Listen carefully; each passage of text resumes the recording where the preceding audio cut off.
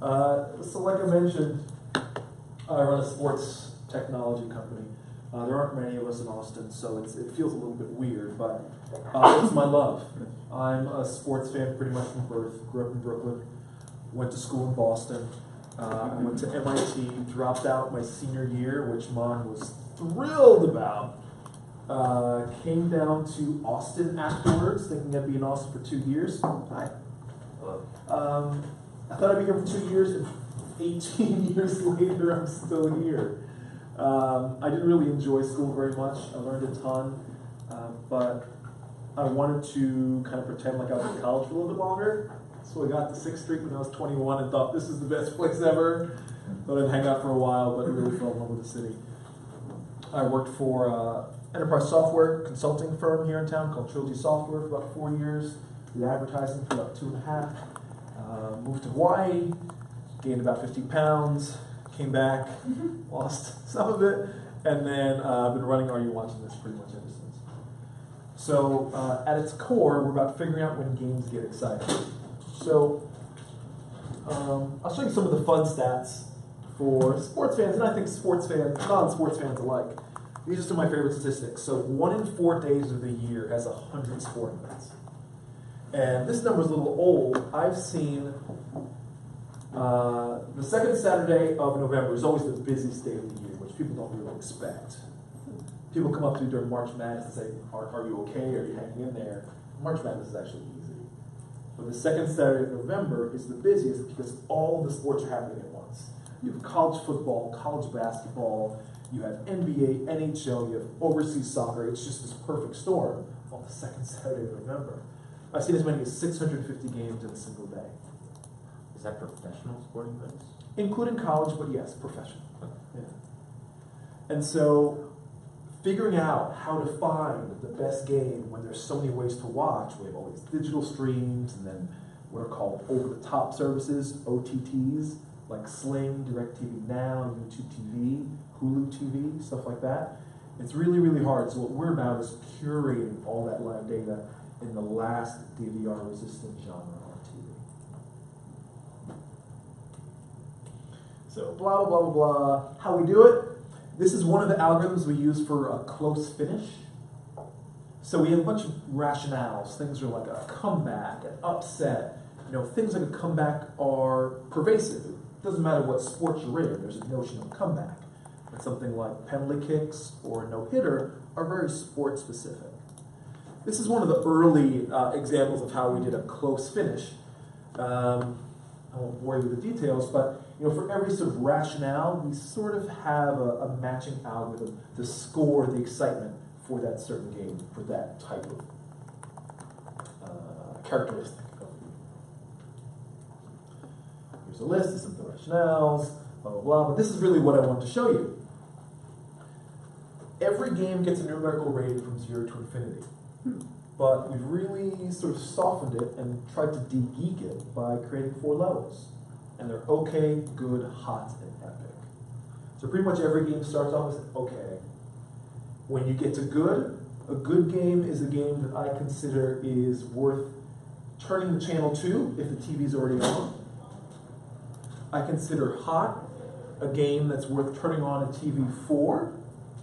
And then a game that gets to epic is beg, borrow, and steal, do whatever you gotta do to find a TV right now. Hey guys, I'm Mark. I work in sports tech. I let people know when there's an exciting game on TV.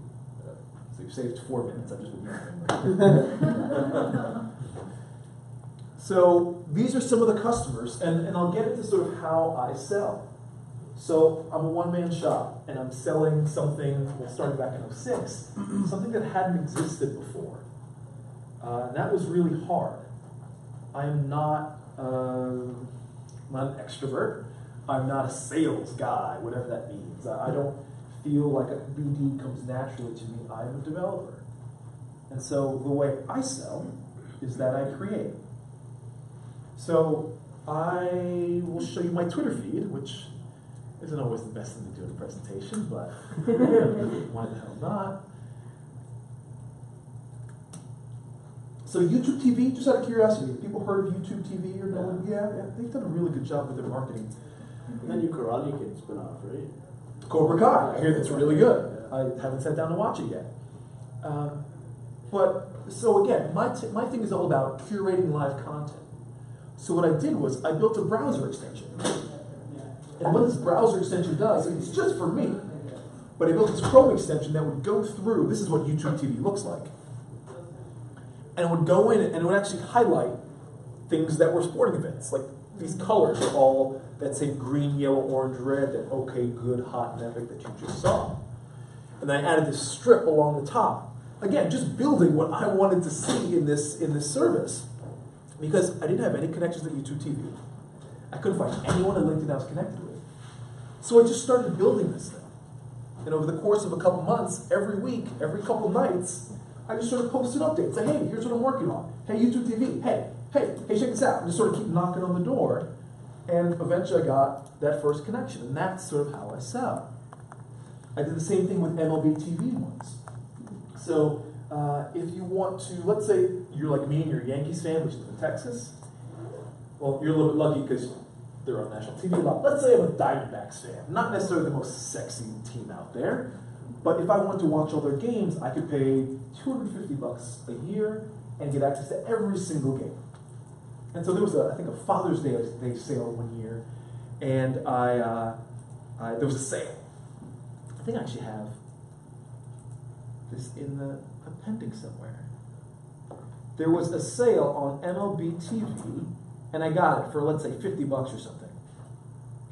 And I started using it. I was like, oh, this is great. I've never had this before. And then I realized I was just watching my hometown Yankees. I thought, that's stupid. I have all this great data about what the best games are.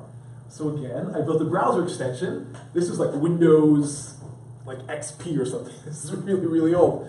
But what I did was, in 48 hours, I started live blogging the creation of this tool that would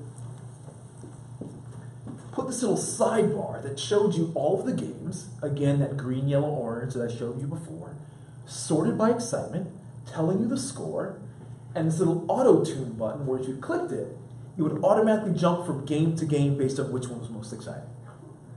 Again, I'm not a sales guy, but I love to create, and I know that that's my strength. After 12 years, after 2 years, it's very clear what you're good at and what you're not good at, especially when you're a one-man shop. There's nowhere to hide. So I knew that if I could build something cool, I might be able to get their attention, and I did. Over a weekend, I blogged, I took screenshots, I talked about database schema, I put out polls about what it should be called. I called it a warning track, which is sort of a tip of the hat to the Red Zone channel, if you've heard of that in the NFL. The very next week, I had a call with MLB. They told me to take it down, but that's not the point. The point is, I got the connection. And so some of you are going to be small, some of you are going to be large, some of you are going to raise a lot of money, some of you will be self-funded. But the key is, understand your strengths and embrace them. Don't shy away from them. If you're small, be small. Be nimble. If you're large, be large. Throw your weight around. But be honest with yourself. Understand what you're good at and exploit that. That make sense? Mm-hmm. Any questions so far? We'll keep on going.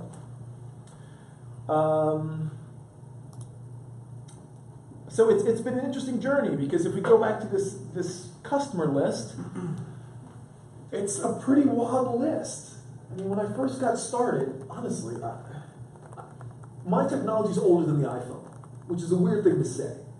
I've been around for a while, and I was young enough and naive enough to think it was going to be easy. 18 months, I'll get bought out. How hard can this be? But I went 4.5 years without making a dime. And it got dark. I mean, after about 2 or 3 years was when the financial slowdown started happening. I managed to max out my credit score, all my credit cards. I had a credit score of 0, which isn't supposed to be possible, but I found a way. It was bad. It was really bad, but I was stubborn enough to stick with it. I have a hard time, I mentioned earlier that I mentor a lot around Austin, and I have a hard time telling people that their idea doesn't make sense, or their idea won't work. Maybe that makes me a bad mentor. I think it just makes me a different mentor. I'd much rather have you examine flaws or just telling you something that's not going to work, because everyone told me it wasn't going to work. Everyone told me cable companies won't pay me a dime for what I'm asking for. But things are good now. So talking a little bit about pricing. The way we price it is a little interesting. So for me, the holy grail is the living room. I want to be on your TV. As you're watching Braveheart for the umpteenth time, I want to put up a little alert saying, hey, there's an exciting game 2 channels over. Or with a new Supreme Court ruling from about 2 weeks ago that has put me on very little sleep, maybe it's, hey, there's a no-hitter through 8 going on. Do you want to bet $2 on whether or not they're going to get the final 3 outs that they need? So there's a lot going on in the sports tech world, but for me, being in that living room, being on that device where you have access to the rights is the most important thing by far. So do people know how TV stations are priced? So, quick poll, who has cable or satellite? Traditional cable or satellite? Basic. Basic's fine, so a couple people, okay. So whether it's cable, whether it's satellite, whether it's OTT, every station gets paid by the cable provider. You get paid per sub per month. So if you have traditional cable, whether it's basic or not, and you have ESPN, whether you watch it or not, the cable company pays ESPN $7 a month for you. No matter if you watch it or not. They're allowed to charge that because if you have a cable package and you don't have ESPN, people freak out. So they have massive leverage. The next down from 7 is about $1.50, $2. That's how far ahead ESPN is from everyone. They make billions of dollars a year before they even air a commercial because it's $7 per sub per month. In the next tier down, in the $1.50 to $2 range, you're looking at maybe like the TNTs, the TBSs, the USAs, a couple of the news networks, the CNNs, MSNBCs, the Fox News. You get into what's called regional sports networks. So there's Fox Sports, FS1, FS2, but there's Fox Sports Southwest, there's Fox Sports Seattle, there's Fox Sports New England. Those maybe in the 20, 30, 40 cents a month. Longhorn Network, I think, is around 40 to 50 cents a month. So the way that I've priced it is my data is a penny per sub per month. Because the people that I sell to are used to thinking about content in that way, services in that way. So the way we've built it is for every user that interacts with us, a penny per user per month. And it keeps it very simple. For some of the larger people, we operate in tiers and we sort of create bands so that it's not constantly going up and down per month. And so if you're in a band, it's just sort of steady, which is easier for budgeting. But that's how we go about pricing. And I talk with a lot of people about how do you pick that number. The easiest way to do it is to figure out how much value can you create for your customer. I'm a big fan of business value-based pricing. Because if you're getting started and you don't have a long track record, and you have people looking at you like, oh, I don't know, you're a startup, you're still wet behind the ears, I don't know if this is going to work. If you can give a demonstratable, I won't call it calculus, but formula, spreadsheet, it could be an Excel document of the value you can create for the customer and say, hey, we just need 30% of that. I own a house here in Austin, and one of the tough things about Texas is property taxes are through the roof, and they're always going up. It's kind of how they get you when you don't have state income tax. There's a service in town called ProTax, and they're kind of a racket, but I love them. I've been using them for about 5 or 6 years. I've never met anyone from there.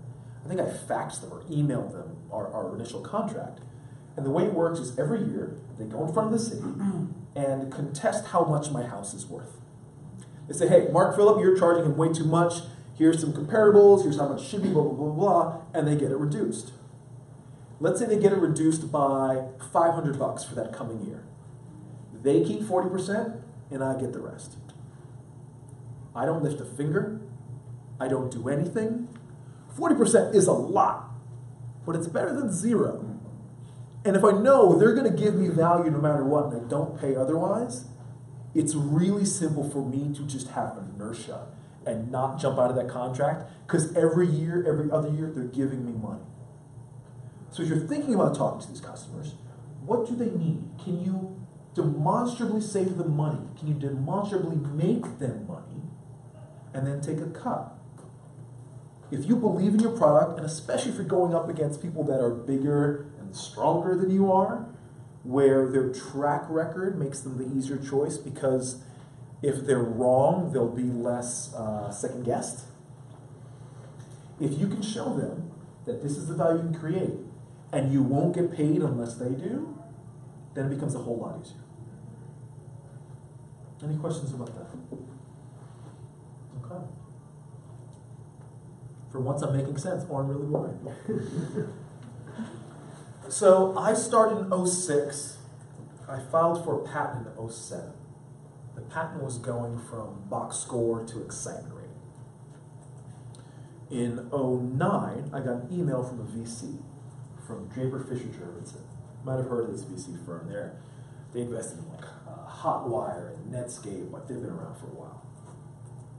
And I got an email from this guy at dfj.com saying, hey, let's chat. There's lots of possibility in your space. Let's connect. And this is still the dark days for Mark. I hadn't made a dime yet. So I thought he wanted to invest. This is good. So we chat, and I'm starting to realize that it kind of seems like he's not looking to invest. And so he flies to town, I think it was March 2010 or so, him and his co-founder at the time, and saying he wanted to compare notes. And so I took him out to the tavern at 12th and Lamar, and had a couple burgers, a couple beers, and just sort of chatted. And it became very obvious, very clear that he's going to launch a competitor. And so I kind of call him out on it, and he says, yes, but it's going to be a complimentary service to yours. It's not going to be exactly the same thing. So fast forward a little bit, and he launches maybe 6 months later, and it is a blatant copy, like lifting pieces of the FAQ. Like, blatant copy. But that night, at my favorite sports bar, when they weren't looking, I went and I paid the bill. $40, couple burgers, couple beers, not a big deal. But that ended up being important down the line. So, fast forward a bit. Thuse is the name of the competitor, THUZ. They raised $4 million. They raised another $6 million. I think there was some seed earlier than that. But they have about 15 employees, and at this point, we go toe-to-toe. And I think it's going to be a great case study for an MBA student in about 10 years, because we're polar opposite. It's Austin versus the Bay. It is, we always in B2B, they started B2C first. It is one-man shop versus 15, first mover versus second, just a guy versus a big bad VC, is how I kind of paint it. Yeah. Well, anyway, we're doing things very differently, and I'm biased. I think Are You Watching This is going to win compared to Thuse. But it shows that you can attack the same market from very, very different ways. Neither one is wrong, but there's lots of ways to get at that same pie. So fast forward a little bit, and Thuse starts getting a whole bunch of contracts. And he's able to go in and knock down, or walk through a door that I've been pounding on for years. And I remember the first time this really interesting thing happened was I was meeting with the NBA, maybe 2011, 2012. And I finally got in the meeting with them. And we're going through, and all of a sudden there's this pause, and the person says, what do you think about Thuse? And this sort of pause and then asking that really soft question started to be this weird trope, because I think they got scared that as soon as they brought up Thuse, I was going to break out in tears, like, oh, I can't compete with those guys. But what I'm able to say is, yeah, I root for Thuse. I bought them dinner when they were first getting started. Their tech's not there yet, but hopefully they'll pick it up down the line. And being able to sort of verbally pat them on the head like that $40 is one of the best investments I've ever made in my life. And I can say it with a straight face. And I bring up that story because you're going to meet with competitors. You're going to meet with customers. Be nice. Connect with people. Be real with people. I don't consider myself someone that sales comes naturally. So I take copious notes. I use software called HighRise. Does anyone who's using a system to keep track of contacts when you talk to a customer? All of you should be keeping track of when you talk to customers. Heck, let's just show you what I use. This is HighRise. You can get it for free. I think it comes with 500 contacts for free. I think I pay for the $20 version. I don't think there's anything really confidential here. But the way it works is I can BCC any email to a specific account, and then it goes right in here. And I can go in and take notes after the fact. So I can go in, and this guy, Robert Kraft, is not that Robert Kraft, he's a different Robert Kraft. But Robert Kraft is talking to me, wanting to catch up. And so I can immediately forward that in. And I can click on Robert Kraft's name and see all the emails we've had in the past, but more importantly, the notes that I've written about it. I can go in and say, oh, right, this guy has a kid. I was going to visit CBS 3 months ago, and I brought that $25 gift pack from Salt Lake Barbecue from the airport. And I wouldn't have remembered if I didn't go through my notes looking back at the years of what I've talked to this guy's meeting about in the past. And so knowing the teams that they like is important. If someone I haven't talked to in a while, I can say, hey, it's been a while, tough loss with the Seminoles, I think you guys got robbed, as a conversation starter. Because for me, being real and being authentic has been really, really helpful. Again, we will all sell differently. We all have our strengths. But for me, this is a tool that I use that's been really, really valuable. Get something like this, no matter who you are. Whether it's HighRise, whether it's something bigger like a Salesforce, which is a bit more meat to it. I'm a big fan of HighRise because it's really simple. It was created by the folks that made Basecamp, 37 Signals. They sold it, and so there isn't a ton of advancement feature-wise, but I'm a really, really, really big fan. Okay. I have a question. Yeah, hit me. Are you planning to continue bootstrapping, or are you planning to at some point get bigger, bring in more help? It's a great question. So the first one first, I'm not raising money. I'm not raising money, and I'm excited about that. If I had raised money, I probably would have been shut down by now. You look at any major VC firm, they want their returns back after 7 years for their funds. 12 years in, and it really didn't pick up until maybe 8 or 9. I'm lucky that I was early enough that I could make a lot of mistakes. I'm lucky that I'm enough of a jack of all trades that I could build it all myself. But at this point, last year, pretty much the last 5 years, the revenue's grown by a really solid clip, about 40 to 50% a year. And so I don't need that money because a lot of my technology is ready. It's about convincing my customers to integrate it. So bringing more money is just putting more horsepower in the engine. But if I don't know which direction I'm going, it's not super helpful. So for me, I don't think I'll be raising money anytime soon. Hopefully not ever. If something went wrong. As far as help goes, it's a little bit more nuanced.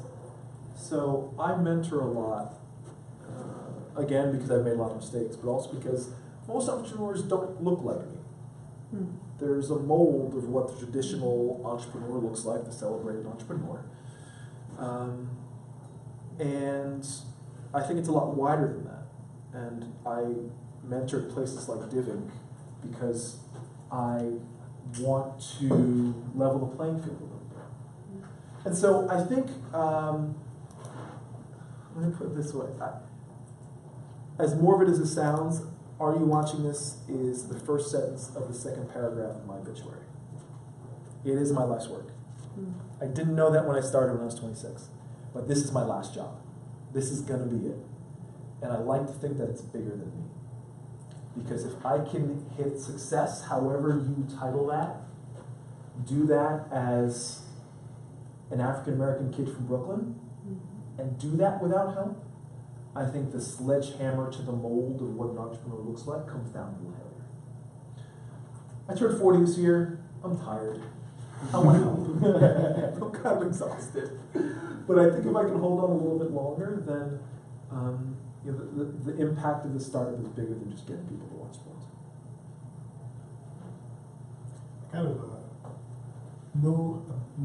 I also bootstrapped my business, and I'm still bootstrapping, you know, till date, and it's grown pretty much to a pretty good lifestyle business where you know makes a decent income.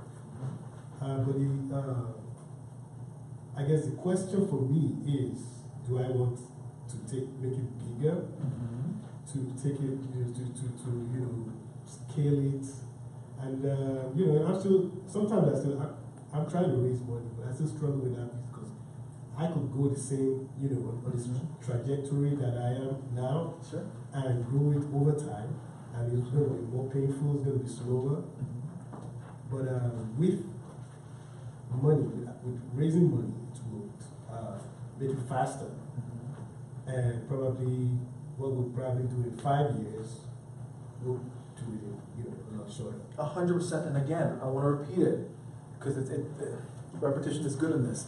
My job as a mentor is to give you my advice. Your job as a mentee is to understand my bias. Every VC told me no. It's not like I didn't want to raise money in the beginning. I did.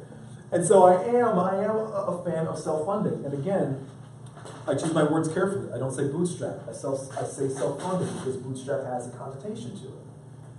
When you self-fund, you have a lot of control, but you have a lot of pain as well. And things move slowly. And so I can't tell you there's one way to go that's good and one way that's not. I think there's too much of an assumption that raising is the only way to go. And so I tweak that a little bit. But it's all about the company that you're building and whether speed is important. Speed isn't important for me because the tech's ready. It's about getting the consumer's platforms ready for my tech. So for me, it's a little bit of a waiting game. So raising money doesn't make sense. But if there are things, if there are hurdles, if there are rungs you think you can reach with a boost versus just slowly walking your way up there, then definitely raising money is the way to go. As long as you are ready for the time commitment that's going to require. Because raising money is not easy. I know not everyone here is in Austin, and where you are located makes a big difference. But fundraising takes time, regardless of where you are. You might get lucky where someone just wants to throw $1 million at you. Vaya con Dios, that's great. But usually that's not the way it works, so be ready for it. But it's really a question of understanding what will money get me and figuring out if that's the best fit for you and your company. Any other questions? So, fast forwarding a little bit with Booze. Comcast was a big get. I really wanted Comcast. They're a crown jewel. 10, 15 million subscribers. And I was selling them for years and years and years. I think I first contacted them in 2009. 2013, 2012, 2013, they said, hey, we're going to do it. Excitement Analytics, you versus Booze. Take your best shot. Let's see it. Go in, I give them the pitch, and I felt like I nailed it. And then maybe a week later, Friday evening, I got an email that they're going with Booze. And I was crushed. The bad guy had won. And so I emailed them back, like, hey, I just need to know what could I have done better, what was it that made you pick them? And they said, they have an innovation team out in Silicon Valley and Booze in Palo Alto. And they said it was because they're geographically closer. I was like, oh, what are you talking about? It was infuriating, and I was crushed. I didn't get any sleep Friday night. I didn't get any sleep Saturday. And then I was talking to a friend of mine. Actually, I think on Saturday I was talking to a friend of mine, just moping, really, because this was a crown jewel and I really wanted them. And I realized it was kind of like being dumped. You know, I fawned after this person for so long, and then I just kind of got left on the wayside. And of course, as is always a smart thing to do when you get dumped, you just got to go see them and find out why. So the next day, I bought a plane ticket to San Jose and showed up on Monday morning at Comcast offices with as many Domino's pizza boxes as I could find. I think it was about 10 or 12 or so. And a flash drive comparing my data to Thuse's. This was 2014 because it was right before the World Cup. So I made a flash drive that showed what we thought were the most exciting games and then what Thuse thought were the most exciting games. So it showed up unannounced, gave him the pizza, gave him the flash drive, and said, hey, sorry you're going with Thuse. If anything ever goes wrong, we're going to be ready for you. Walked out, slept like a baby that night. Two pieces to that story. One, you're going to fail. Customers are going to say no. And if you haven't had it yet, you're going to have nights where you wonder, why the hell am I doing this? This doesn't make sense. I could have that comfy, boring corporate job that has health care, and I can be calm, and I can go home at 6 p.m. and turn off my phone and turn off my email. All of that is true. It's important to understand why customers say no. But it's important to not internalize it too much. Please do not, if any of you are solo founders, find a co-founder. It is my number one regret. Because you will have low days, and it's important to have someone there that can help you stay up. When you have celebrations, it's important to have someone that can help you stay muted and have a little balance. It's really, really important. But, so I sort of went through all that, and then about a year and a half later, I was in Melbourne, Australia, visiting a customer, and I got the call. Comcast wanted me. Thuse wasn't getting it done. And on my way back from Oz, I stopped in Silicon Valley and started working things out. And I remember I was meeting one guy, and he's like, hey, haven't we met before? I was like, no, I don't think so. He's like, weren't you the guy that brought the pizzas? I was like, yeah, I was the guy that brought the pizzas. So that made me feel really good that they actually remembered. And again, just like being nice sometimes is the way to go. Because often that's, it's not done enough. Sincerity isn't something you see as much as I wish you did. Hey Mark, did you ever have concerns that because you were a solo founder that some of your larger customers may find you too risky? Like if you got hit by a bus or won the lottery, your company wouldn't be around really. How did you address that? What's my hit by the bus plan? Absolutely. Yeah. And I'm very upfront about it.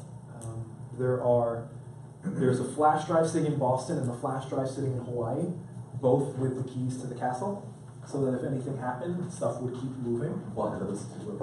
Two buddies. And they seemed far enough apart that if Boston and Austin and Hawaii, something happened, All then sank into the ocean. yeah, no one's cared about sports at that point.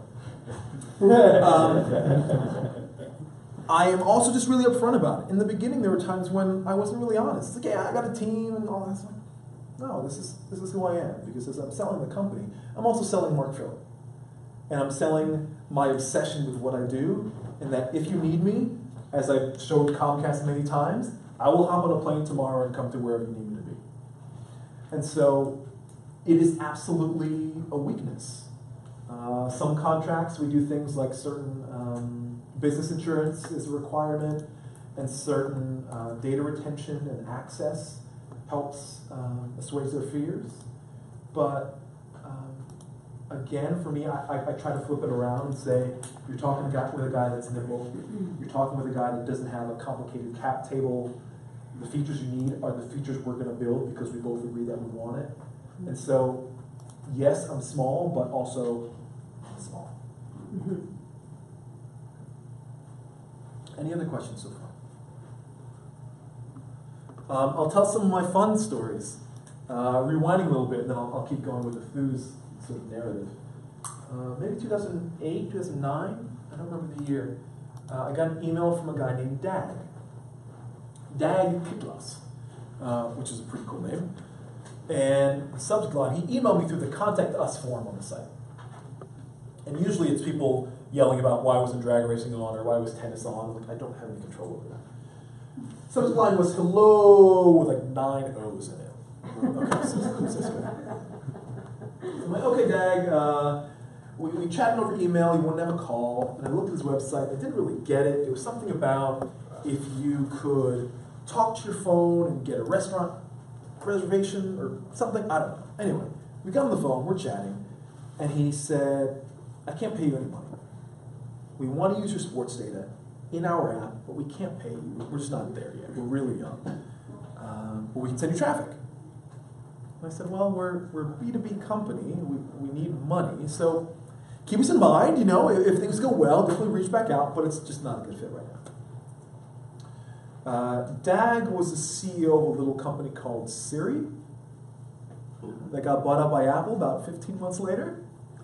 And I told him I didn't want to work with him because that's how smart I am. Sometimes you're wrong. Sometimes you're loud wrong, and this was definitely a loud wrong situation. And it's going to happen. Granted, I've been doing this 12 years, so I have a really good stash of wrong moves. But it's going to happen. Understand why it happens. Allow yourself to wallow for a night, but it's important to get back on the horse the next time. Of the original questions, what am I missing? We talked about sales, we talked about customers. Let me keep going with the patent. Yeah, hit I have a me. quick question. So, you know, it's basically like trend prediction, right? And we have, that's a huge part of our service too. Okay, right? what do you Like, do? What is your 2-sentence pitch? We're building a data-driven platform for men to find the right barbers, products, and hairstyles for themselves. Yeah. That's So- a sentence, very good. Yeah, so that's essentially what we're doing. Yeah. And it's, I mean, just your low-level story about how you started building out this data, or like, because I know that's a huge part of, we bootstrapped the company so far too, or self-funded, Yeah. right? And we've done that because like we want to prove to people that this is possible. We're completely flipping around this market that no one's really touched yet. So like, with trend prediction, content creation goes a long way for us. Because there's not a lot of content out there with respect to sports. There's, right? You can pull feeds, live feeds from everywhere. Yeah. For us, finding a comb over and undercutter this thing is almost impossible. Right. And we have to put money towards generating that content, Yeah. or have to crowdsource it. And then there's legal implications to that too. Mm-hmm. So, I mean, I don't know where the question's really going, but like, what are some of the obstacles that you faced? Sure. So when I first got started, it was a question of, well, do I do this just for sports or do it for everything? Yeah. And I was sure someone was going to come behind me and do it for breaking news, for the Chilean miners are about to come up after being down for 3 days, all sorts of things. No one ever has, which has been interesting. But for me, I think sports is easier than in some ways what you're working on, because I can get a structured feed of exactly the XY coordinate of where that pitch was. I don't have to go out and create data or sort of steal not steal, but source anyone else's. So I'd love to chat with you about it, but yeah, it's definitely a trickier problem than what we're solving. Yeah. So how do you know something's hot? Is it just people chattering about it? What's your favorite Or sport? secret sauce? Soccer. Soccer, okay. So one of the most exciting matches of the 2014 World Cup was the very first. It was Brazil versus Mexico. The Mexican goalie, this guy by the name of Ochoa, Yeah. had like 15, 16 saves. He was standing on his head. I mean, it was just ridiculous. The score was 0-0. But it was one of the most exciting matches. So sports where the scoring is low, we have to look at a lot of different variables. So is there a team down a man? Is there lots of saves? Were there shots off the crossbar? Who has the most possession? How many dangerous attacks have there been? Or something like the NBA, where you can just look at sort of the scoring, like who scored what at what point, and kind of get the flow of how the game went. With soccer, it could be 0-0, and it could be thrilling or completely boring. So we look at purely the data. We don't use anything social. I think if I would have started later, after Twitter had been invented, it might be a very different company. Yeah. But back then, there was really only one way to do it, and that was to pay for data. And you built this whole thing yourself. Yeah. That's kick-ass. It was crazy. Yeah. When I first got started, for my system, there's two main data sources. I need sports data to know the score and what's going on. I need TV data to understand which channels are playing what. Then I mash them together to get the good stuff. But in the beginning, when I was paying full price for sports data and TV data plus server costs, I was spending $7,000 a month. I mean, that's how you get a credit score of 0. I was doing anything I could. I remember I had a landline that I used for conference calls, And I just had to unplug it because the mortgage companies were just calling all the time. And then I would plug it in. This one time I plugged it in because I had to make a conference call, and I couldn't find the number. I walked away to get the number. 5 seconds later, the phone was already ringing. So it was a very dark time. I don't like Chase Bank anymore. I can't stand them.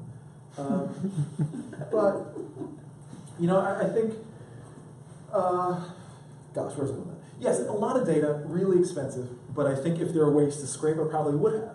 So as you're creating things, again, as I mentioned, there are lots of different ways to tackle something, but it's also important to take a step back and think, why am I creating this in the way that I am?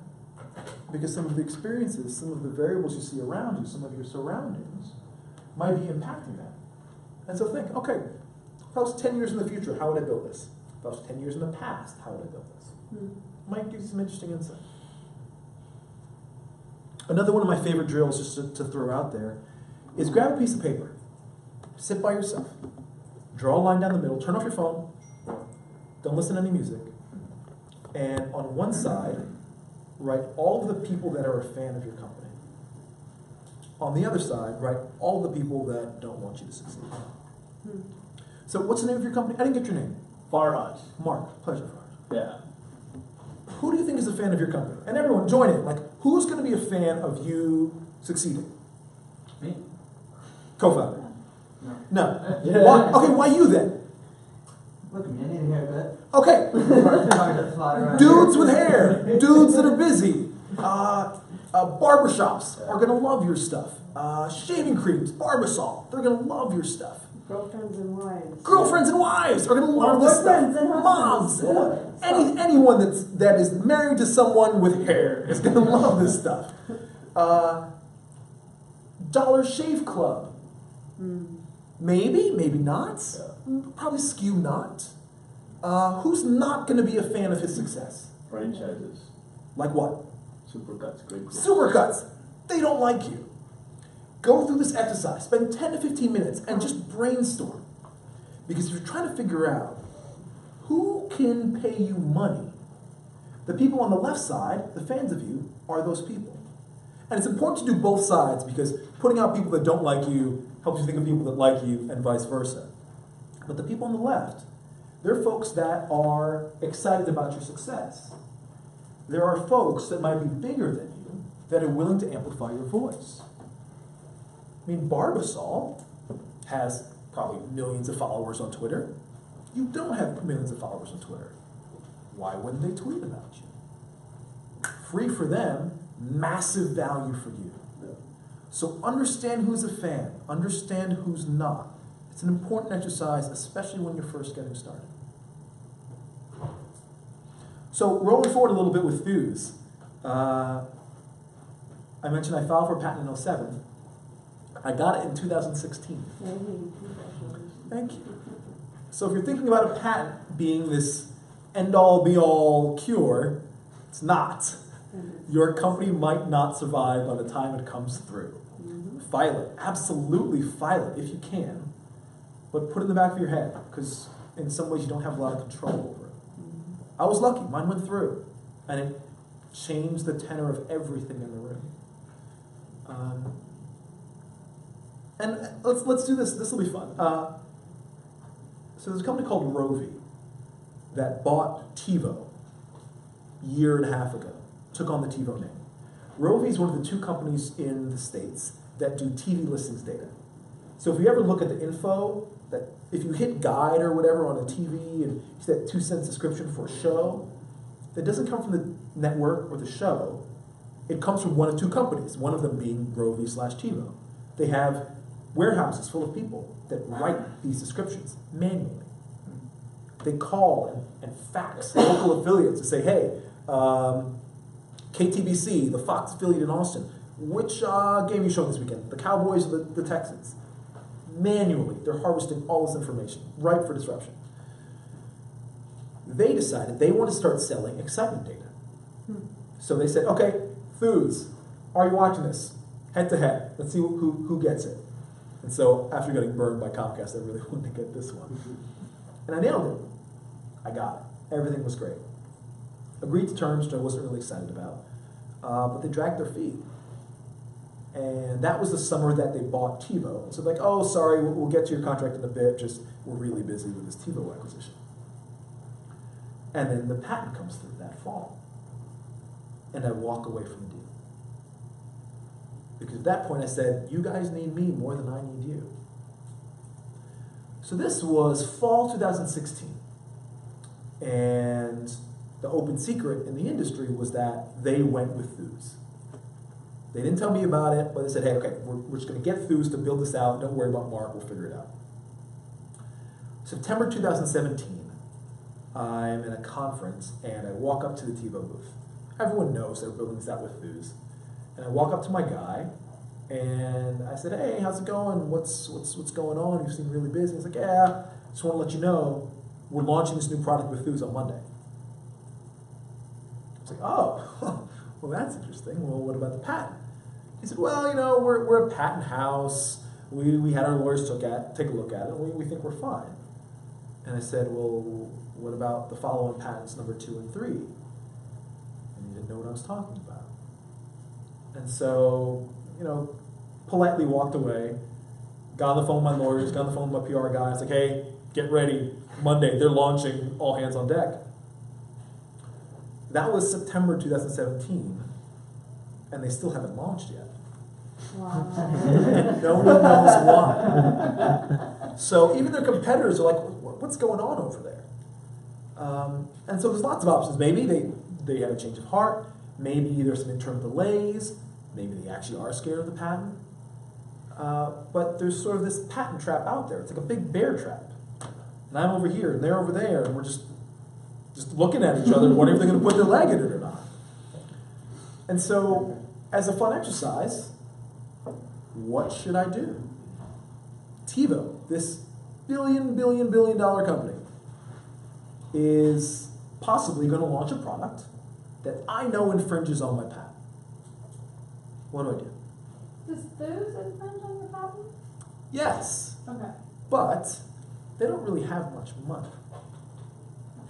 So I went to my lawyers and said, hey, this isn't fair. I'm the good guy, they're the bad guy, I got the patent, why are they still in business? And they said, sure, the budget to go after them is about $1.8 million. Oh, Lord. They won't do it on contingency. They could. Go after their clients. Sure, they could, but generally, what I found at least is the lawyers that I've talked to that are the best generally don't work on contingency. And I've tried to be really smart about finances, but when it comes to legal and design, I try to overpay. Have you considered patent insurance for infringements that haven't taken place yet? Okay, so tell us more about patent insurance. Yeah, there's a company in my hometown called IPDisc. I ended up winning when I won a pitch competition, $10,000 of coverage. But yeah, they'll cover both sides, both the prosecution and the defense. But if the claim has already taken place, you're not. It's like any other insurance. But you have the possibility, if it's a future claim that's potentially coming, of protecting yourself now, and then they'll cover up to a certain amount of litigation. That's something we've thought about, but it didn't feel the right move. But absolutely is an option. What else could I do? TiVo's going to launch. Why don't you try to license your patent to Thews? Okay, how would that work? I don't know. It seems like they could pay you for every time they make money. You make money off their marketing too. Well, unfortunately, that puts me in a bit of a bind, because when I had the terms with TiVo, and I don't remember exactly, but let's say they took 70%, I took 30%. If Thews is getting 30%, and I was going to get 30% of the 30%, then Thews is making more money than I am. And maybe that's okay, maybe it's not. But then if this thing grows, Thews is only going to get stronger and stronger, while I'm making a lot less money than they are, and they'll extend the lease financially. But what if you're doing no work? You said you're tired. That's right. Yeah, no, absolutely. No, I joke. I'm very much in the mood to crush Thews, even though I am tired. So what else could I do? Because yes, absolutely, that is an option. But to me, that would feel a little bit like defeat. Negotiate. What about Negotiate with who? Thews. To say what? There's come to the table, let's rub my back, I rub yours, 50, instead of giving you 30%, I own the patent, I'll let you keep 50, let's do 50-50. So I had that meeting with this. That stereotypical me and my lawyer across the room from them and their lawyer. It's actually in a WeWork in San Francisco. One of the best things about a WeWork subscription, you can have an office anywhere. It was great. So we had it. We had the chat. And it was infuriating. You know, in the end, they basically offered me $500 a year. It was frustrating because their take is, we don't infringe. This one little piece infringes, which is of course what they're going to say. You said Roe v. has a competitor, right? Go on. So you could offer a competitive rate to them, and then they don't have an option but to resort to you. So their competitor is a company originally called the Tribune Group, Tribune Media Services. As in the Chicago Tribune newspaper, they used to own a piece of the Cubs. They bought Grace Note, if anyone's old enough to remember technology called Grace Note. Took on Grace Note's name, and then Nielsen bought the whole kit and caboodle. So now it's Nielsen. So it's basically Nielsen versus Roe v. They're the Romeos and the Capulets of the TV data space. That is a very big option because they want to screw Roe v. And then Roe v. won't have an option but to resort to you to try to catch up. That is something I'm actively playing with. Another option is there's a lawyer here in town that, as I mentioned before, Roe v/TiVo is a big patent house. They love litigation. They won a $410 million judgment against Comcast, led by a lawyer here in town. To me, I'm suddenly more valuable to Comcast because they can throw me a lot less than $410 million and have massive leverage against them. But that doesn't really happen until they willingly put their leg in that patent trap. And so these are things you're going to have to work with. Yeah. So what you mean is if Comcast bought you, they have leverage against these other firms. Absolutely. Have you put yourself like a timeline to decide what to do, or you're just waiting until they launch? For the patent, it's a lot of waiting. I mean, I had that first contact with them last September, and I'm going back to the same conference in Amsterdam in September, and I'm going to go stalk them at the booth again and see what they say, because no one really knows what the move is now and what's going to happen next. We're not really sure. But you know, the big thing for me right now, and we're almost out of time. There's a big gambling announcement this past week. If you didn't hear about it, it's basically New Jersey, the state of New Jersey, against the Supreme Court, saying, "Hey, it's not fair that you allow Nevada to have gambling and not us." The Supreme Court was like, "Yeah, you're right." So there are 18 states that already had legislation on the books to start allowing sports gambling. They're going to be the first batch. Texas, I'm guessing, will be in the latter half. But the express version is, it's going to be basically like alcohol. It's going to bring lots of entertainment to the masses. It's going to increase tax revenue for the states. It's probably going to destroy lives and families. It's basically my take on sports gambling in the States. There's going to be a lot of pre-game gaming. The in-play gaming is going to be the biggest moneymaker. So think that no-hitter alert I was telling you about before, do you want to pay $2 to see if it's going to happen? This is even smaller than that. It's Jose Altuve is in the box against CC Sabathia. Is he going to get a hit or is he going to get an out? Bet a buck. And that is going to be where the real money is going to be, because you can sit at the bar. And I can bet on 30 things throughout a game that I'm watching. I might lose 20. I might win 10. So I'm down $10. Worth it. That was actually a lot of fun. Have you talked to players like in Europe, like BWin and those type of websites that already have the model? Working on it. In Europe. Yeah, it is. And so Sport Radar is a big partner of mine. A lot of what you'll hear as lots of people have their hands out with this gaming stuff is a term called integrity that was really coined by Sport Radar. Basically what that means is we're going to keep an eye on all of the bets and shout really loudly if something looks off. Like someone just put $1 million on that game that doesn't make any sense. Let's make sure everything's on the up and up. So you hear folks like that. That's one company that I have a pretty strong partnership with. Europe's a little hard to get into because it's a little bit more of a wild, wild west. There's a lot more games, but in some ways that should make it easier.